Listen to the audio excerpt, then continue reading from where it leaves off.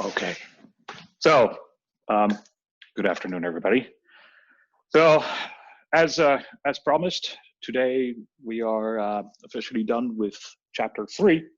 Chapter 3, we explored this concept of a magnetic field and the fundamental property that magnetic fields, even though we did not really talk about the origin of magnetic fields, we know that magnetic field lines are always closed onto themselves, and that's because North and South poles can really not be separated, and therefore there's no such thing as a magnetic monopole. So we did talk a little bit about the origin of magnetism, but we didn't necessarily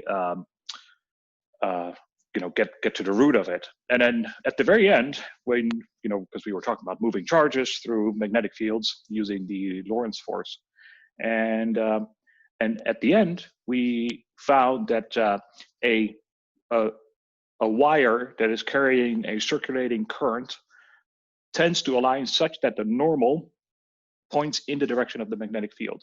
And at that point I said, well, that's actually because the rotating current generates a magnetic field, and that magnetic field is the field of any kind of magnet. Because fundamentally, microscopically, magnetism is about charges that are moving around. Quantum mechanically, it's a little bit more complicated. You get into weird things like half-integer spins, but the physical principle is still you have some kind of a charge that's moving in a circular orbit. Doesn't really matter. It could be anything as long as it's closed. As a result, there will be something that looks like a magnetic moment that is developed. And that's the source of magnetism. So there are, electricity and magnetism is because it's such a tightly coupled framework. It's often kind of hard to peel it apart and find a good path through the material such that we can pace ourselves and we don't really explore too many things at a time.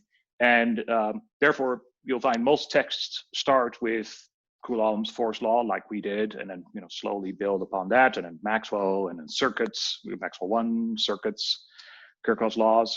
And then when we get to Lorentz forces, some books will actually do what we're going to do today first, and then they will do Lorentz forces, because Lorentz forces and the thing that we were talking about, that we're going to talk about today, which is the origin of magnetism, are fundamentally very deeply related. So it's very hard to start with one without acknowledging that it implies the other, and vice versa. So we did that at the end of last lecture. So I hope that you realize that just because I do one first over the other, there's not really a single good way to do it. I happen to prefer doing it this way, but you could do it the other way around. Similarly, for instance, the Lorentz force law, you can actually describe that as a result of electrostatics plus relativity. So, for instance, you could skip all over the ad hoc nature of magnetism and just say, if you're well versed in the laws of special relativity, which you're not, those of you that will take Physics 227 will know a little bit more about that next semester, because relativity is about 1/3 of that. You'll be able to find a very comfortable path going from electrostatics through relativity to magnetism without having to do this thing like, there's this magnetic field out of nowhere. So, like I was saying, many paths through this material, but it's very deeply related. So today we're going to talk about the origin of the magnetic field, and we'll have to do this Deus ex machina thing, and I'll just write down the equation. And it's one of the few things that we say without actually any evidence backing it up. At least evidence that I could present to you backing it up. So it comes out of nowhere, just like the Coulomb force law comes out of nowhere. So just rest assured that all the laws that I'm describing are, they're well established, and even though sometimes they seem to come out of nowhere, that's not necessarily true. And then towards the end of class today, I want to return to our concept map, because we've introduced a whole bunch of concepts and we haven't gone back to the concept map and related all these objects and these physical properties to one another in a single picture. And so we'll do that towards the end of class. And in fact, that's going to be one of the nearpod things. So we'll, I'll just give you the symbols, and then you'll have to start drawing lines by yourself and figure out how things are related. So that's the plan for today.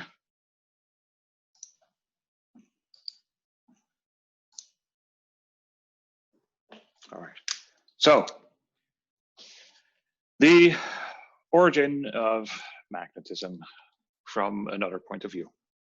So I mentioned already that it has to do with currents, and it's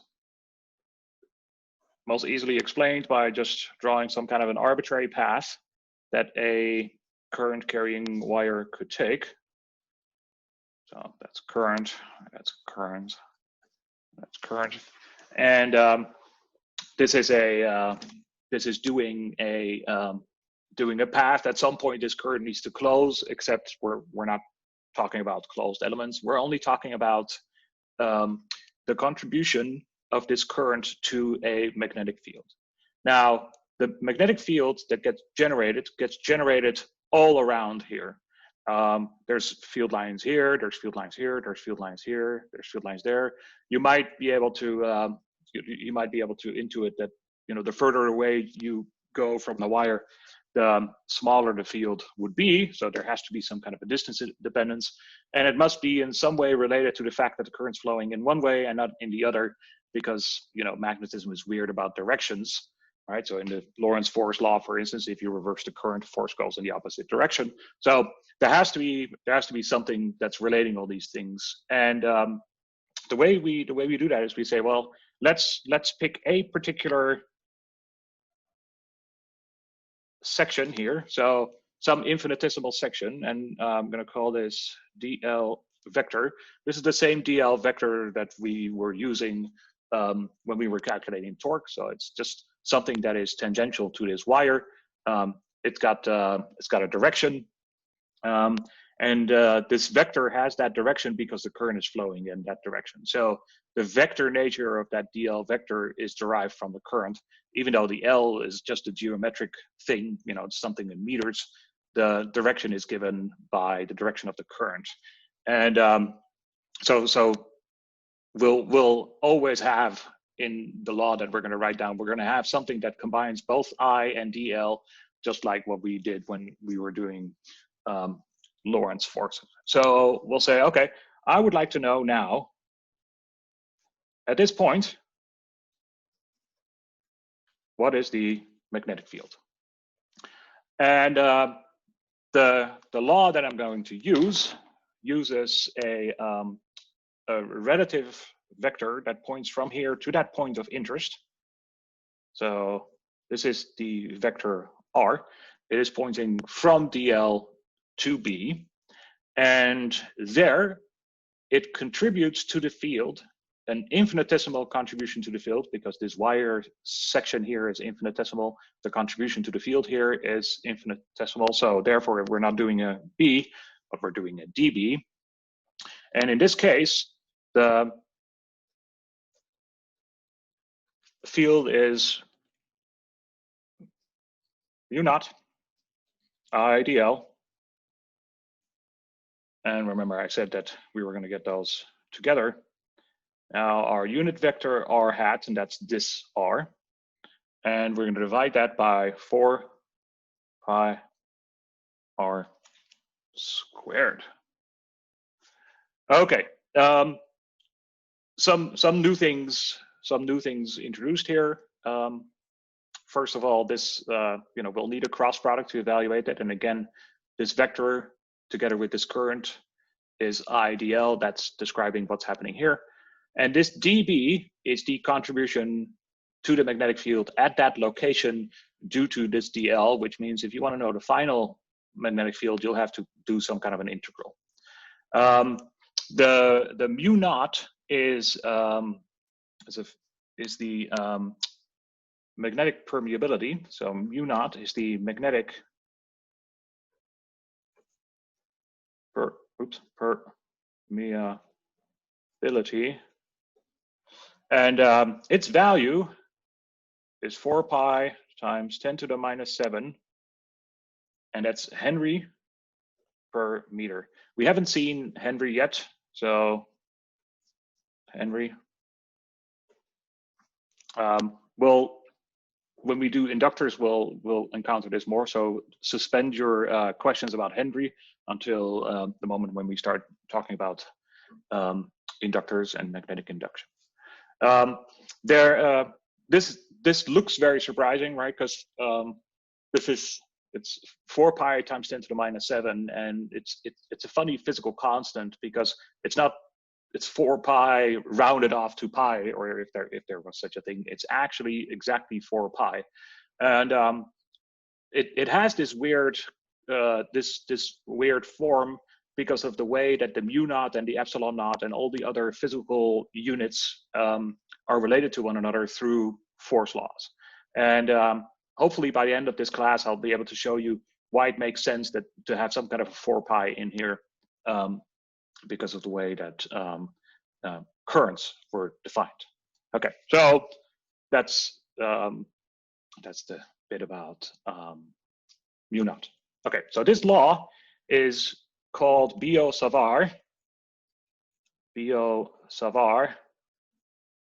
There was not actually one person, or 2 people, Biot and Savart.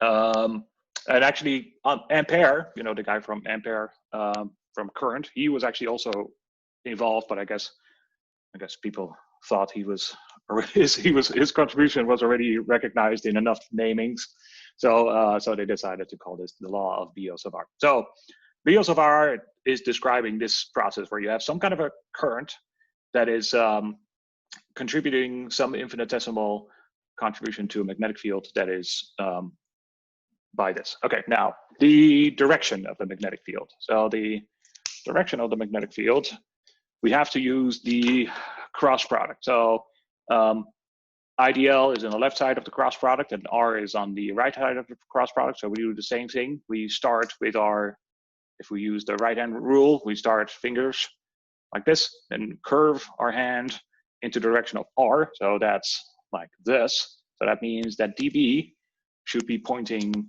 here out towards you. So that is fortunate, it's out towards you. And if we go to the opposite side of the wire, you'll see, because we flip the R on the other direction, now the field here, dB, would be pointing in. So same R. Okay. And we can do this for all parts here, and you will find that anywhere above the wire, the field is going to go into the piece of paper because it makes sense, right? Because anytime you're above the wire, R is pointing up. So therefore, all of these will be pointing out. So all of these field contributions, and therefore also all of these fields, will be pointing up. And here, they're pointing down. And therefore, you know, if it's out here and then in here, that means that the field's actually making a circle. So there are basically these rings of closed magnetic field lines that go around in circles around the wire. So I can draw you one, for instance. This one goes over the line and then under the line. And that's what the magnetic field lines do. So this behind the line. So same thing here. I can draw this over.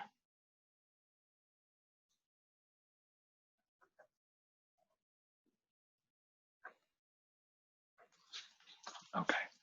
So that's what the field does. So initially, this law was established purely experimentally because they were studying very carefully what the distance dependence was when you had a wire that was really, really long, and then they found something that goes like 1/r. So therefore, if that's the result of integrating, then that means the thing you're integrating must go like 1/r squared. And then the cross product was determined experimentally by putting compass needles and finding that the direction was always indicated by that cross product rule, and then the rest was just determining what the proportionality was, and that's just the stuff that Biot-Savart and Ampere did. So that is the thing that will allow us to calculate the magnetic field. So for instance, compare this to electrostatics, where we have something similar. We have a K dq, dq r hat over r squared. Consistent coloring. So compare that. So in electrostatics, this is what we were doing for direct integration. In magnetism, you could call it magnetostatics if you want, even though stuff is moving. In magnetism, this is the thing that we'll use for direct integration. So because that was, when we started doing these, that was quite tricky. This is going to be tricky squared, because of course now there's cross products all over the place. So, but I have faith in you. So let's see what happens when we do one of these problems. So an example.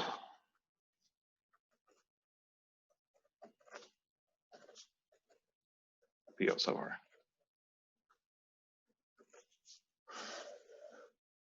So the example that we'll use is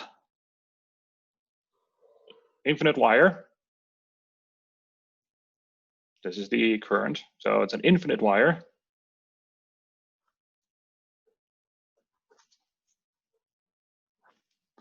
And we'll still do the same thing. We'll have some kind of a R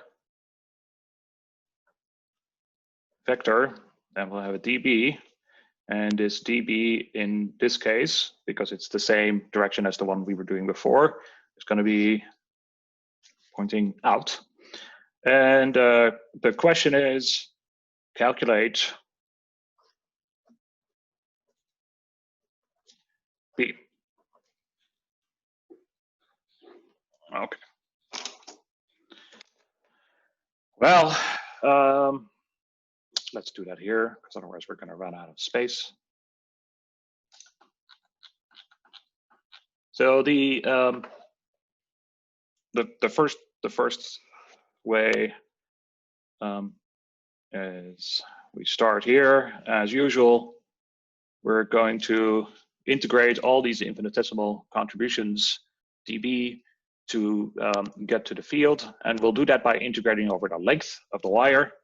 And in this case, it's an infinite wire, so we'll have some bounds that we'll need to take to infinity. Let's see.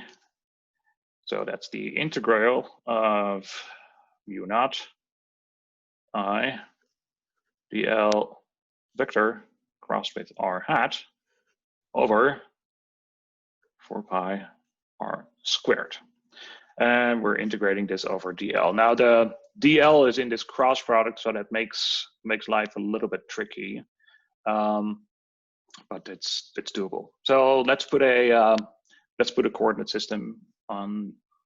So let's call this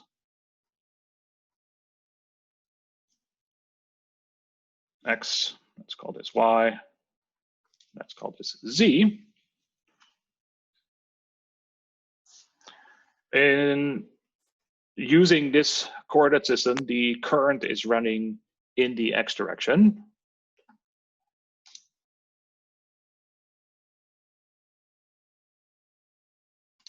And therefore, because it's running in the x direction, our integral is going to be executed over x. So I'm going to pull some of this stuff out. Mu naught, I'm going to pull I out of the integral, and I'm going to pull 4 pi out.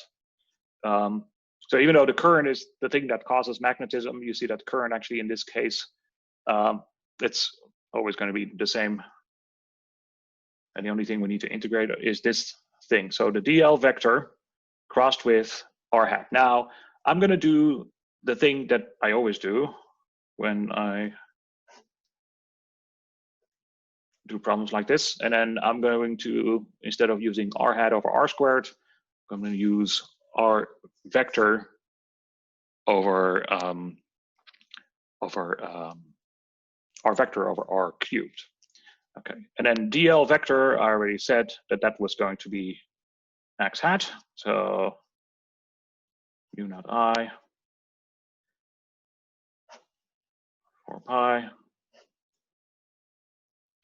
x hat dx cross space r vector over r cubed. Okay.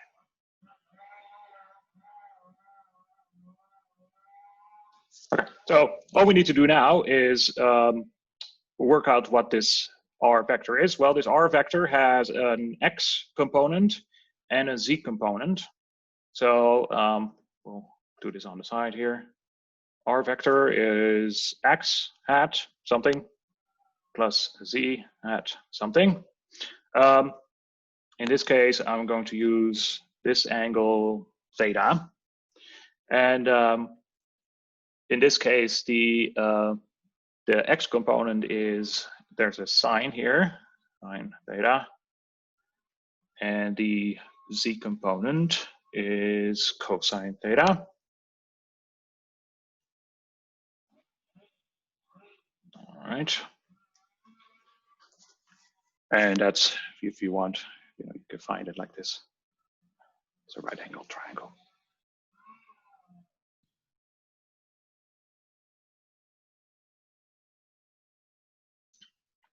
The origin of this minus sign here is because if this is the x coordinate, then to the left of this point is negative x. So that is going to in the minus x direction. And this is in the plus x direction. And we had a similar issue when we were doing the charged, uniformly charged infinite wire. Okay, now fortunately this this minus sign is completely irrelevant because we're going to cross that with something that already is in the x direction. So even if you forget about the minus sign, it doesn't really matter. So now that we have it, so we'll have mu naught I 4 pi, and now x crossed with z is going to give you a y hat. So it's going to give you a y hat. And now we'll have a dx. And then over r squared and a cosine. And the r squared is whatever that point is here. So let's call this h. And the x component, we square that. And then we need to have that raised to the power 3.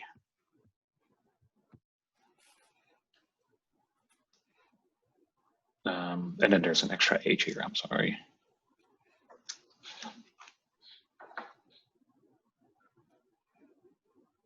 Oh, that comes from the cosine, sorry. Yes, that comes from the cosine. Exactly. Yeah. Okay. This is one of those integrals that is you have to calculate using what's it called, trig substitution. So insert trig substitution here.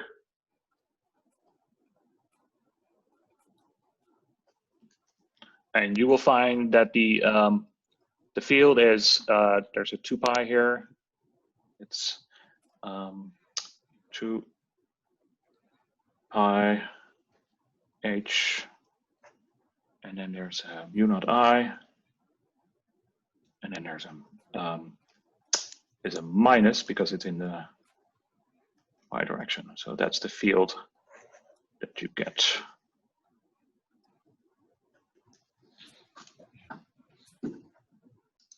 Yes, so that's the field. So it's in the minus y hat direction.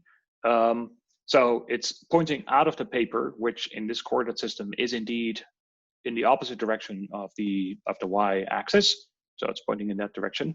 And because of the rotational rotational symmetry, we can take this wire and we could spin it around, and then any point that is here ends up over there on the top, and any point that is, for instance, in front of the wire here can also end up on the top. So we should be able to construct the entire magnetic field now just by taking this field here and rotating it around the wire, and then we get the magnetic field in total. And the field lines do this. Go in front.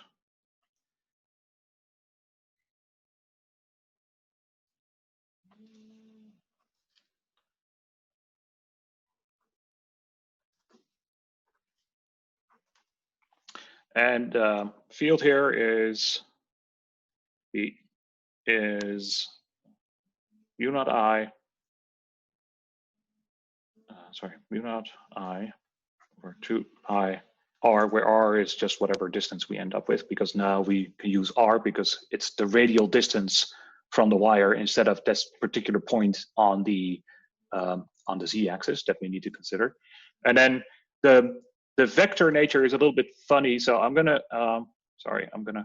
remove this, because some people will write this with the unit vector theta, which is the thing that rotates around. I don't like that notation, but there you have it. So it's a vector, meaning we need to have the direction and the strength. Now I already gave you the direction by drawing it, so now all you need is the strength.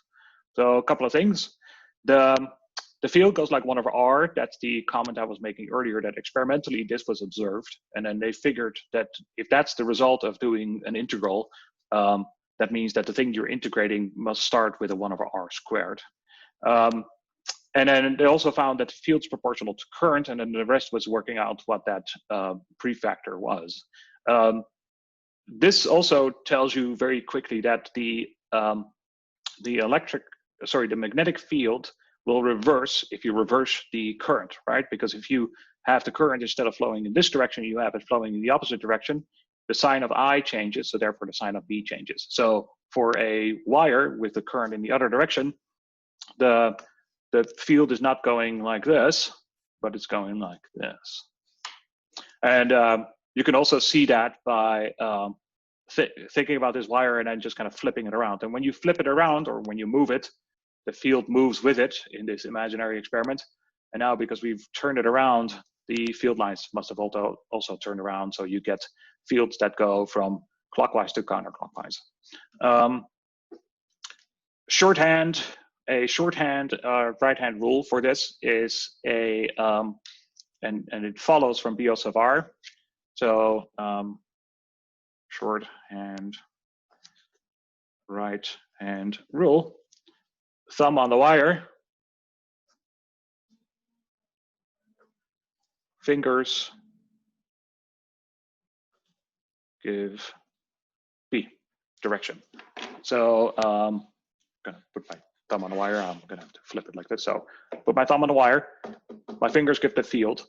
In this case, the field is going into the paper, and that's correct, because below the wire, the field goes into the paper. Now, if I want to know the field above the wire, I have to keep my thumb on the wire. So the only way to do that is by flipping my hand around. And now you see my fingers pointing at you. So that's following. And then if I have it behind, so if I were to somehow put my hand under the table, you'd find that, of course, the fingers are under the table, but also they're pointing up. And the same thing here, they're pointing this way. So the same way that your right hand fingers curve around the thumb when you rotate it around, so too will the magnetic field lines. All right. Well, this is very exciting. So we have a wire, and the wire creates a magnetic field. All right. Now, the infinite wire is actually the wire that's a little bit it's the most annoying one to calculate, because the showing up of the trig substitution. And in fact, I can never remember my trig substitution rules. And I promise you that if I get one of those, I find one of those that I need for a midterm or a final problem, I will give you the general form of the integral. Okay, Let's go to a different configuration. Okay, so this is our current carrying wire. This is the x-axis, that is the y-axis, and that's the z-axis. So this goes in this direction, and this is the current carrying wire. Let me make sure that I'm using the same setup as the book. Yes, okay, so my current is circulating in a nice path. Oh, that's the current. And now I want to know what's the magnetic field there. All right, so we will need Biot-Savart.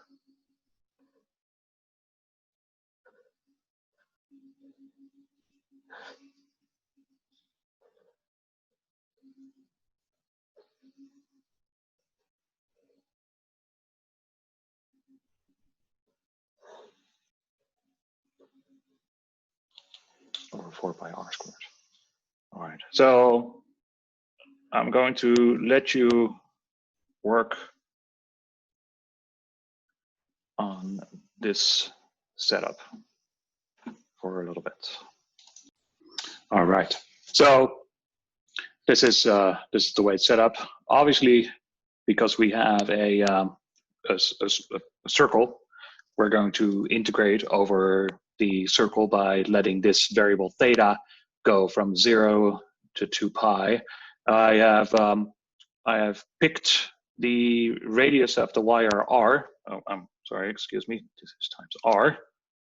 And then the tricky part about this kind of problem and using this vector r is that r is also oftentimes used as a position vector, except in this case, it's the vector that points from the segment under consideration to the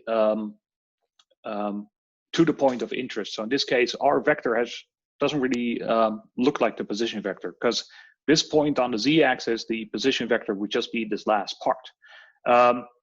But of course, in this case, it's pointing from this point back. So therefore, the x component of this point, which is x hat cosine theta times r, that component of the vector, the x component, is going to pick up a minus sign because it's pointing towards the origin.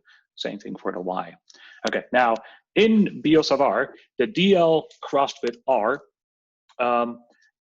we need to look at it a little bit carefully. So the dl is this section that is pointing in the direction in which we are changing theta. This vector dl is always in the x y plane. So it has only x and y components. So therefore, we need to be careful with this x and with this y.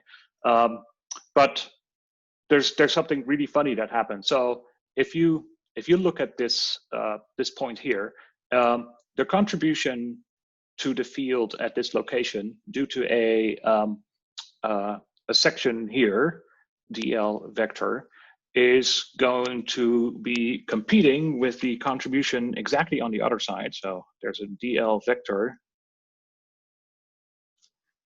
that is pointing in the other side. And the deviation from the z-axis is going to be integrated out, because this point has an x and a y component that are exactly opposite to this one. So therefore, we don't really need to keep the x and y components for this vector. All we need is the z component, because when we rotate this around, all we need is the z component. And the z component is the z. The z component is, all right, it's going to be the magnitude of the total component times the sine of an angle phi, and I'm going to put that angle here. So if phi goes to 0, so that means this point goes closer, or we go further high up, the vector that's originally pointing out and has a significant z component is going to become smaller and smaller and smaller as phi becomes smaller. So that's why there's a sign here. So once we have the magnitude of b, all we need to do is multiply with the sine of phi, and then we get the z component, and that's the one that we actually need.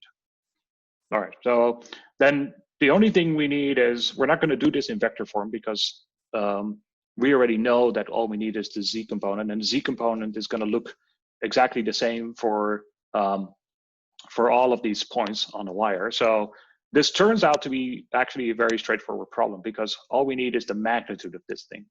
So dB is the magnitude of mu naught I, writing it down, dl r hat over 4 pi r squared. Okay, so that is mu naught I over 4 pi r squared. And the magnitude of this is just dl times r, and dl times the magnitude of r hat, which is 1. This cross product's always the same because dl and r are always perpendicular to each other, right? Because dl is pointing in this way, r is in that way. No matter where you are on this wire, this dl and this r, they're always perpendicular. So this is just dl. So that means that it's r times d theta. So that's mu naught I r d theta over 4 pi r squared. Okay.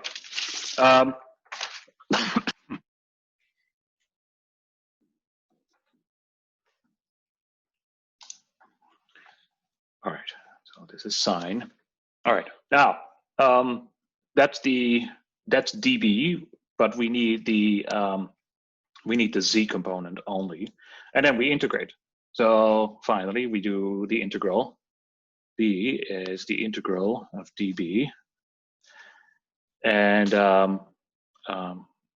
let's do that for z right away. So that's the integral of mu naught I r, big R, d theta 4 pi r squared times the sine of phi. And we're integrating over theta. Pay close attention to this, this r and this r, they're different. This is the radius of the circle. This is the length of the vector that's pointing from here to there. Okay, now we're going to integrate, and we're going to look at all of these, and we'll see that mu naught doesn't change with theta. I, even though I is going in a circle, the magnitude is not changing. R is obviously not changing. None of these are changing because this length is always the same. The sine phi is for sure not changing. So actually, this again turns into the world's most simple integral for mu naught I r sine phi 4 pi r squared. And now the integral over d theta, we're integrating over the entire circle from 0 to 2 pi. And we have to integrate over the entire circle because otherwise we cannot use that symmetry argument to throw away the x and y components of this vector. And that turns out to be 2 pi. So therefore we get mu naught I r sine phi over not 4 pi, but 2 r squared, because this is 2 pi. So this 2 pi with this gives you the 2. All right. And now the last thing we need is we need to get rid of some of these things. So the sine of phi is the sine of phi is r over r. let me write that down. So I'm going to go here. So the sine of phi, that's the sine of the angle, is the length of this over the length of this. So that's r over r. And then r is actually r squared plus the point on there. So let's call that the z squared.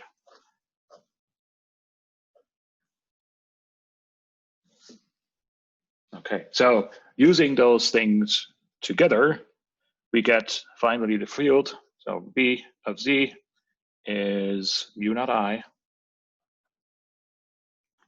r squared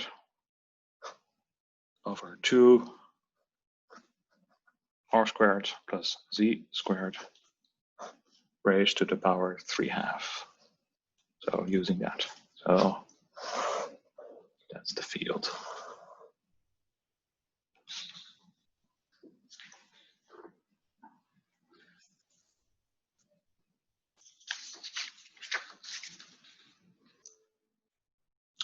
All right. So a couple of limits. Let's take the limit of z going to 0 of bz. So in other words, what is the field? Excuse me. What is the field here in the middle? Well, that is mu naught I r squared over 2 r squared raised to the power 3/2. Okay, here we go. That's mu naught I over 2r. And therefore B is in the z direction in the middle. So that's mu naught I z hat over 2r. Oops, I'm sloppy with my r's. 2r. So that's the field right here in the middle. That's the field that's pointing up. That's the field that's pointing up. And that field is the field of the magnetic moment that we talked about before. So finally, we'll get a field that goes in circles around it, but the field right in the middle is pointing straight up. And that also now hopefully explains a little bit why there's no such thing as a magnetic monopole. Because imagine that this is a bar magnet of some sort. And the bar magnet would have a north and a south pole. But you see that once you look at exactly what is there in that point in space, there's nothing there in that point in space. There's just a field line that goes in circles. So as you keep zooming in, that field line will always have a direction. You can't really take it apart and make it into two pieces of part of a field line, because you can't really do that. So that is, as far as I can tell, is the most intuitive understanding of why there's no such thing as a magnetic monopole. It's because at the center of this circle, there's a line that points straight out, and that line is always going to point straight out, and therefore you can't really split it apart in north and south poles.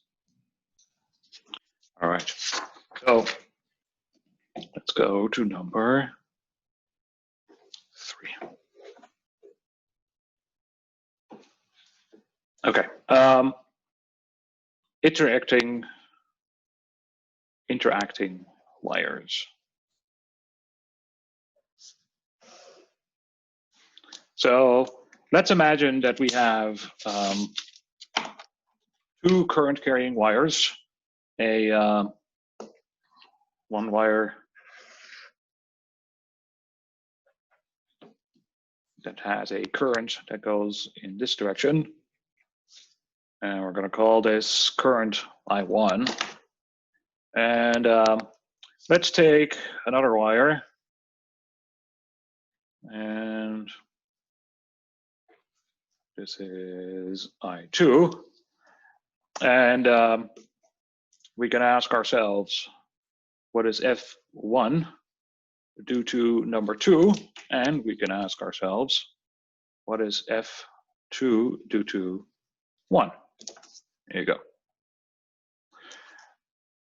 So what do I mean by that? Well, the force on 1 due to number 2 is due to the fact that, first of all, number 2 creates a magnetic field in according to the rule that we just worked out.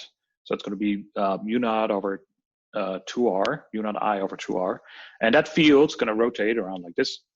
And therefore, these field lines, at some point, there will be field lines that will be right here at the point where this current carrying wire is. So therefore, this current carrying wire has a current that's flowing through a magnetic field, but the origin of that magnetic field is wire number 2. So wire number 2 generates a magnetic field. Wire number 1 has therefore a force because it is experiencing the field due to number 2.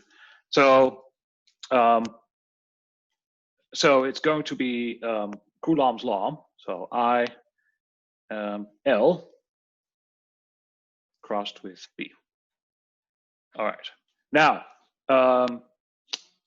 except it's I1 and L1, but it's not B1. It's actually, so therefore, let me use this one. It's actually B2 at evaluated at number 1. So it's the field due to 2, but evaluated at number 1. Same thing here. So there's an I, and this is the I2 and L2, and that is a vector that we then cross with the field generated by number 1, evaluated at the location of wire number 2.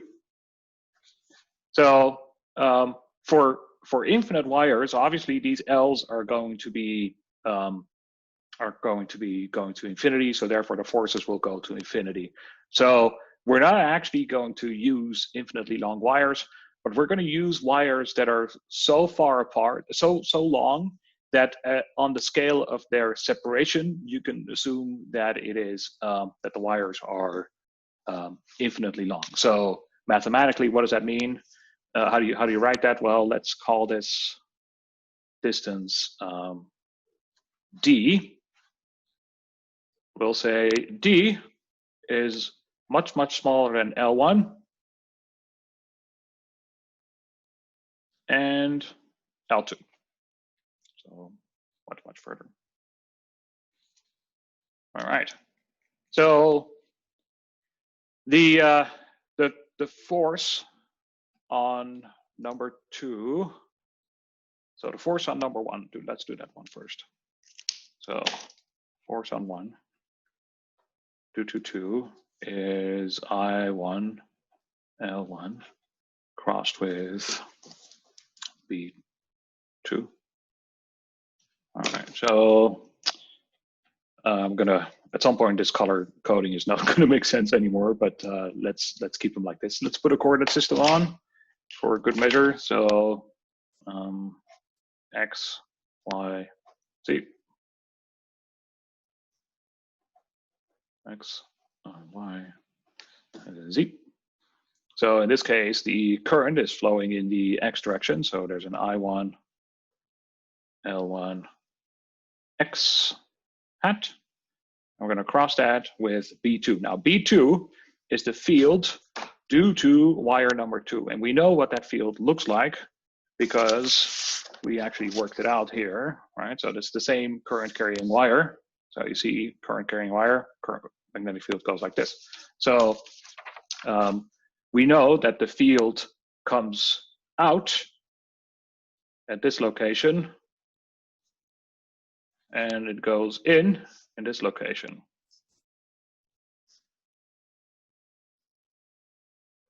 Okay, so if it comes out in this location, that means it is in the direction opposite to the y. So it's minus y hat. And now the field itself is actually mu naught I, but this I is the current of the wire that generates the field. So this is where we have an I2. And then 2, let's call it the distance, 2 times the distance.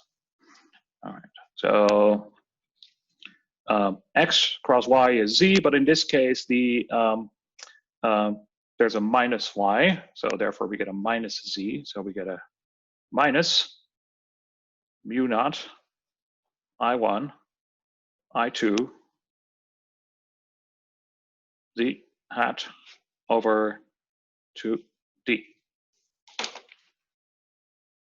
So the force on number 1 is pointing towards number 2. Sorry, this, I'm going to draw it here.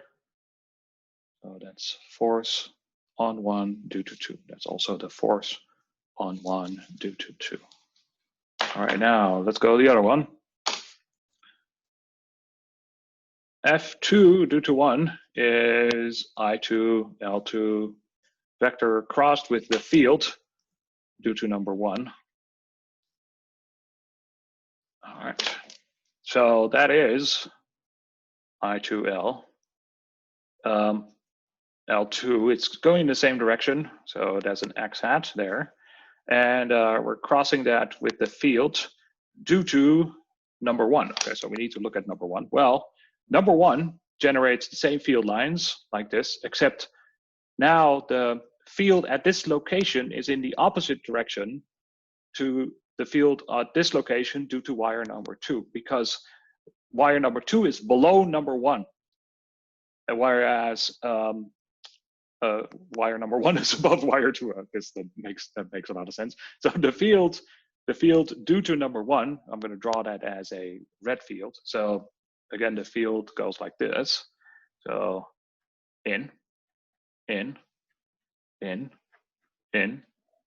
out, out, out, out. Okay, so into the paper in this coordinate system is the plus y direction, so we'll have a y hat. And now the field itself is, again, that same mu naught I, but now with I number 1, because it's the field of wire number 1. So we'll get mu naught. And I forgot an L here, by the way, L1. And I1, I2, z hat, L2 over 2d. So this is in this direction.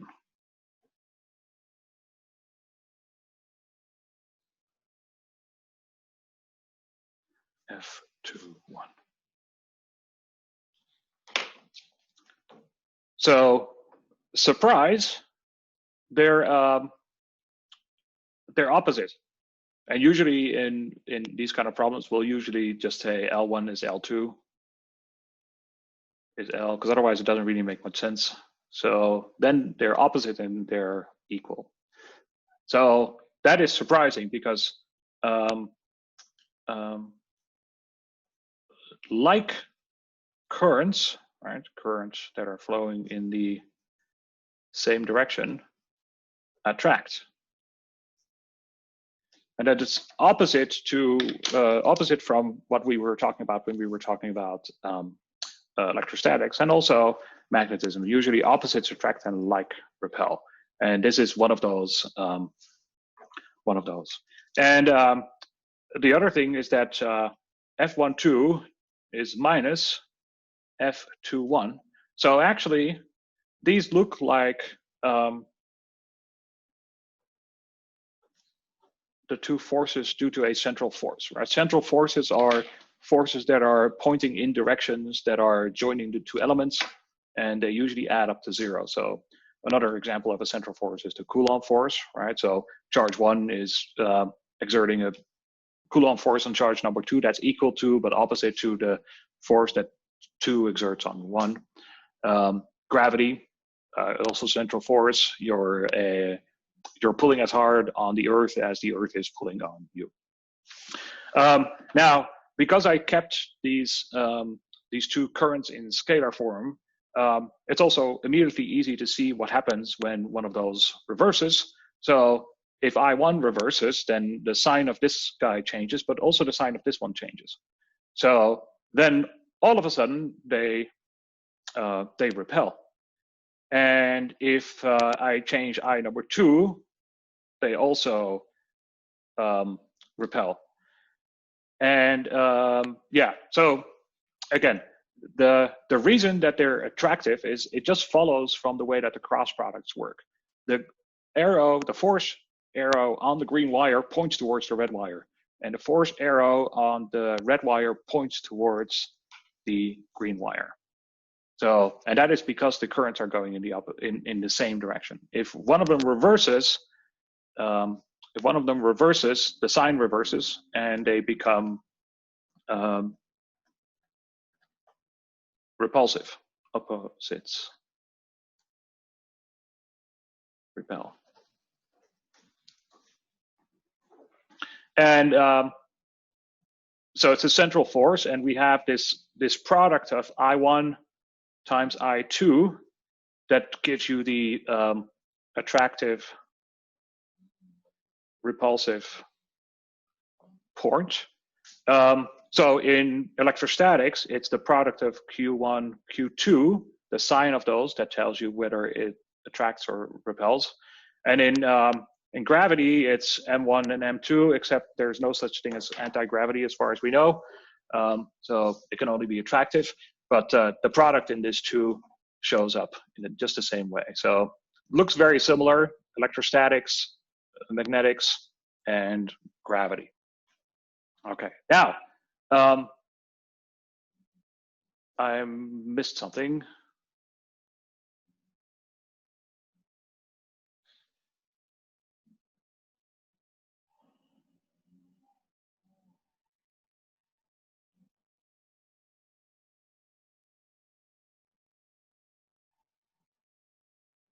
Ah, yes, I miss a pi here. I do apologize, because that's important. I was going to go to the next point. I was like, where is that? All right. Now, you see that in this force balance of these 2 wires, there's this factor of mu naught over 2 pi. And the mu naught over 2 pi, if mu naught is 4 pi over times 10 to the minus 7, then 4 pi times 10 to the minus 7 divided by 2 pi gives you 10 to the minus 7 over 2. So that's how the 4 pi's, that's how the pi's cancel. And this is also a hint to the origin of pi in that mu naught, because actually when the definition for Coulomb, and also therefore the definition of current, which is coulombs per second, were established, they were established due to this product. So there was a definition of the current that said, okay, if there's a current that is exerting a force of 1 Newton, then we will call that 1 amp. I don't think it's exactly 1, but it's something like that. So because that's how the current was defined, the mu naught over 2 pi gave you that prefactor, and that's why there's this appearance of pi in this mu naught. It just has to do with the way that coulombs and amperes were defined. Finally, it is concept map time. So we have a whole bunch of physical constants that we've defined, and I'm going to try to use as much space here as I can. So we first started with this thing called charge, and then we said, well, when charges flow, that means that there's a current, and charges they create an electric field. And there's when we have an electric field and we integrate that over an area, there's a flux that's the electric flux that is associated. So those are the concepts that we needed. And then, of course, there was the Coulomb force, F sub C. So I'm going to actually write this out. So then we started talking about circuits, and we said, well, there's this thing that is an associated physical quantity called potential. And then when we were doing circuits, we also needed we needed to define the resistance, and we needed to define the electromotive force, or in other words, batteries. And that was the end of circuits. Now then we jumped into magnetism, and we said, well, there's this object called a magnetic field, and when the magnetic field is when a charge is moving through the field, there's a Coulomb force, Lorentz force, and that's let me draw that here, F Lorentz.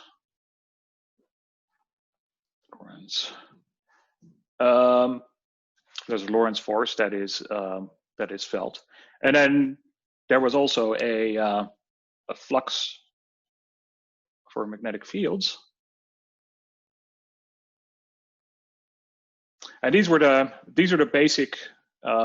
basic physical constants that we introduced.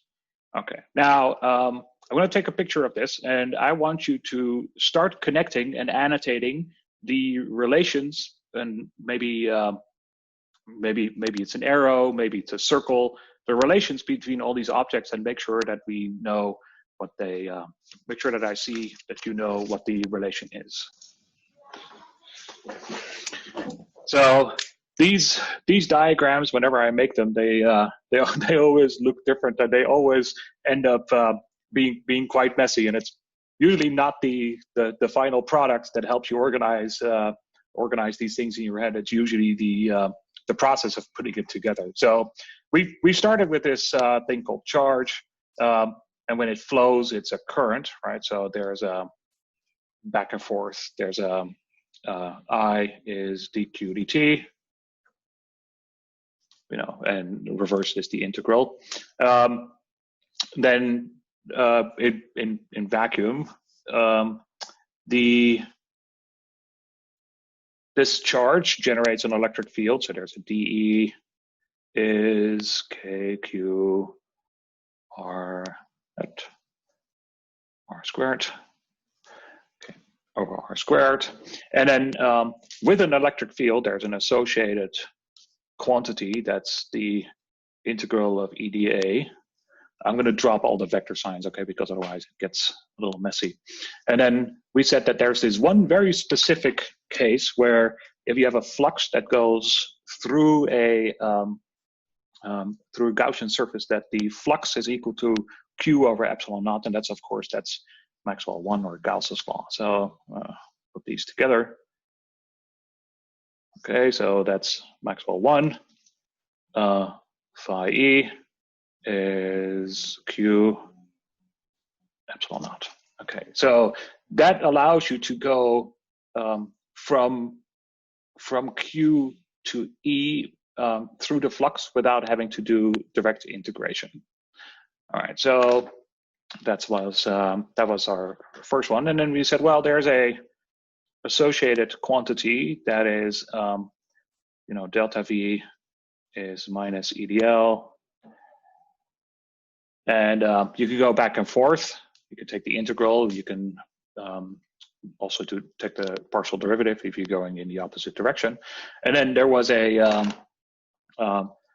with this potential, there was a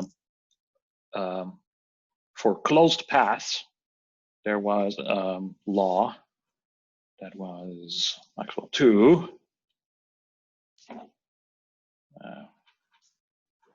EDL is 0.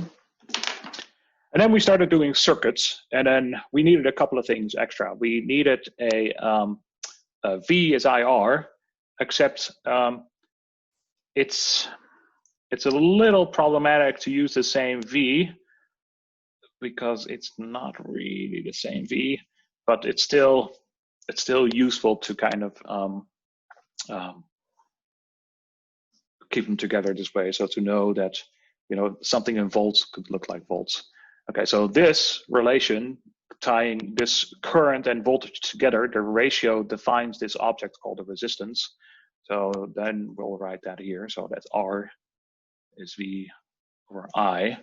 And then when we started doing more interesting circuits with that, we also needed this object called E. Now, E looks like a voltage, but it has the opposite effect. This is because it can drive a current, and in this case, it's the voltage difference that is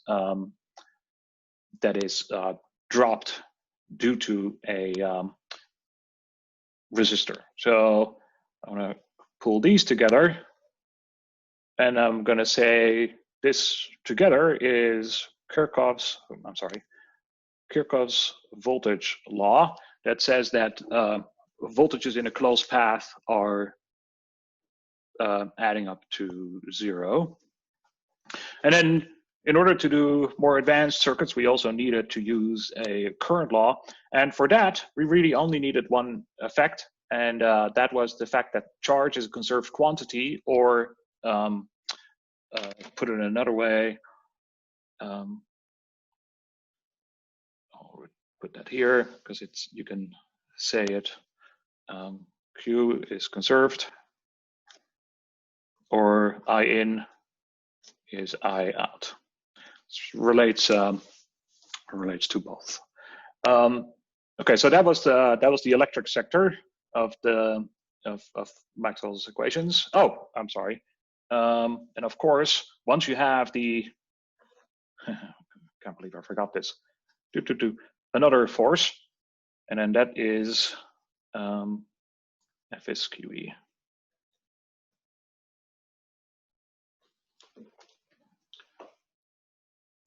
And that relates this Q, that E with another Q. And that's why I'm drawing this thing, because it's not the same Q. All right.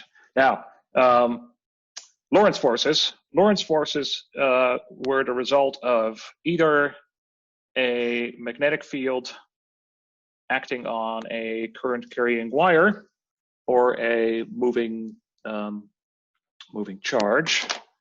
So that was the Lorentz force. Well, I'm going to need another color. And I warned you, this gets messy.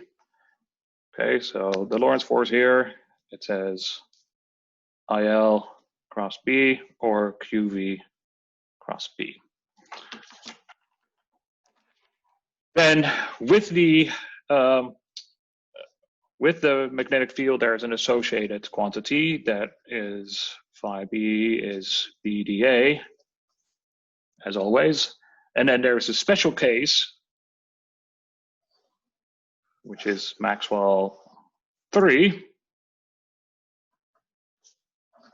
BdA is 0 for closed Gaussian surfaces. All right. And now the final thing we did today is we added the Biot-Savart. So Biot-Savart says that if you have some kind of a current, it's going to generate a magnetic field. So that is, oops, that is the other way. So that's this one, and therefore